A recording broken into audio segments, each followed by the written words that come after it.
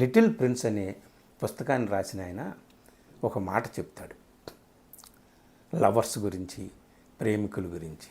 ఆయన ఏమంటాడంటే, love does not consist in gazing each other but in looking toward in the same direction. ప్రేమ అనేది ఒకరిని ఒకరు చూసుకోవడంలో లేదు, ఇద్దరూ కలిసి బయటకు ఒకవైపే చూడడంలో ఉంది ప్రేమ అంటాడు. ఇది అర్థం కావాలంటే కొంచెం చాలా కుదురుగా తీరుబడిగా ఆలోచించాలన్నమాట.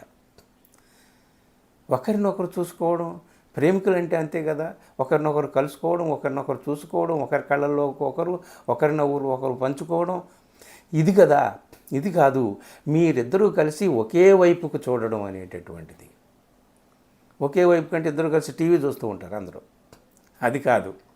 ఒకే వైపుకు చూడడం అనేటటువంటిది ఏంటి అంటే, two lovers should look in the direction of piece.